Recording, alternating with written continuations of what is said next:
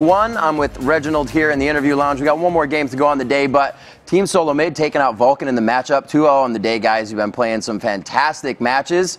Coming into that game, and that game I think took a year off about everybody's life because it was just super stressful, but for you guys as well. The early part of the game, you saw Vulcun back entirely on a ward. What changed about your strategy right away? So, I mean, the biggest thing about that was that we planned to take their red, right? And they knew that we took their red, so what they decided to do was set an Ace's bottom because he had no buffs top, and they wanted to go for a dive.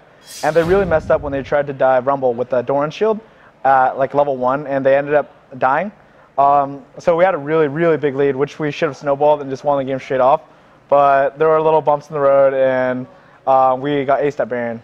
And walk me through that. When Dyrus gets the double kill that early, if anybody on your team gets that, does it change the pace of how you want to approach the game? Yeah, so if you had a bigger lead like that, you usually just want to snowball the game because that's such a huge lead. Come on, like 2 kills at level 2, like you're going to be unstoppable. You're going to come back in lane with like 1,000 health more than your opponent. So we thought that we had the game secured completely once Dyrus got those 2 kills, and we're all just chanting for our victory. But we didn't know that we were going to go through so much just to win that game.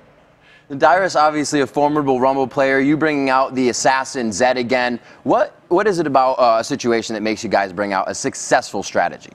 So we wanted to put a lot of pressure on the map since starting at level 1, and Zed's a really, really strong champion because you start with a fort potion, which gives you just a lot of dominance early on. So we wanted to go into the lane, we wanted to take their buffs, we wanted to invade, and we wanted to dive. And we were really surprised when they dove Dyrus and they handed over us the early game. And we tried to snowball the game. We played mid game pretty well, but when it went to late game, we kind of just threw the game at Baron, and I was pretty sad.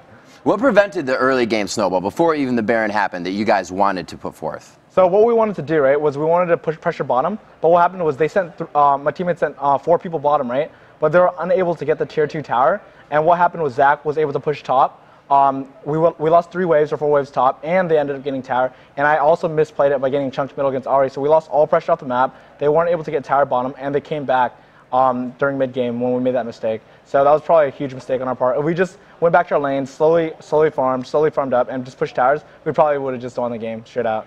And, you know, speak about the Baron a little bit. The communication for Team Solomid this week has definitely gone up a lot of levels, and I'm sure the fans have seen it as well. What was the communication at the Baron? What went on for TSM there? I have no idea. So I was pushing bottom, right? And I was under the impression that I was only fighting Zach. So I was about to get that tier base tower, and it would be impossible for us to get a base tower because Twitch has low attack range. So he won't be able to walk up and hit tower. So I brought their base tower down to like 500 HP, and Ashe all of a sudden shows up behind me. I'm like, oh my god, there's an Ashe. And then after I die, right, I was like, all right, guys, we got this. All we have to do is go bottom, push out that turret, and get inhibitor. And I look over to Baron, and I'm like, oh my god, why are you guys doing Baron? I was so surprised. Like, what are you guys doing? And Zach and Ashe was running towards Baron. I'm like, I think you guys are going to lose Baron, but if you guys back off now, they're probably going to get Baron, so might as well go for it. And like, it was super unlucky. We weren't able to smite Baron. We got ace, and I was just like, I was so shocked. I was like, what are you guys doing, you know? Because our plan was just to pressure the map and have Zed split push. But my teammates just started Baron without like me saying it. But it was okay after all because we had played well and we just won the game.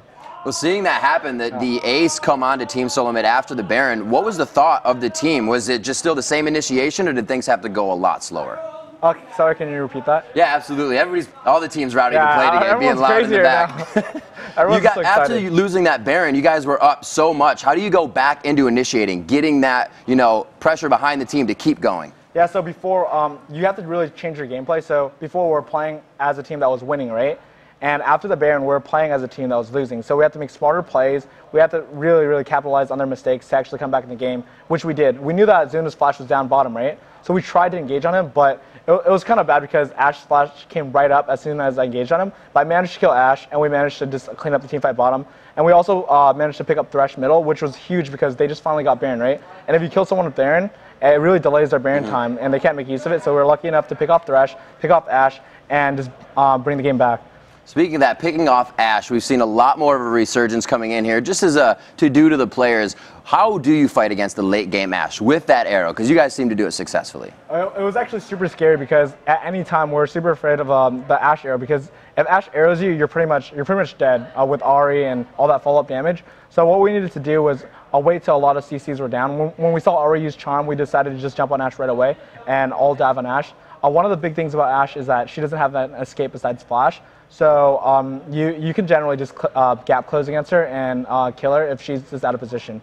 All right, and final question, Reginald. We touched on the communication a little bit earlier, and we've seen that it has gotten better. What were the core parts of the communication that you guys worked on to make that better? I mean, we've just been really going for guaranteed plays. A lot of the times we would go for risky plays and go for kills. We're starting to go for more objectives, like, as people have seen, and we're really just talking a lot more. Generally at LCS, we talk a lot more than scrims, right?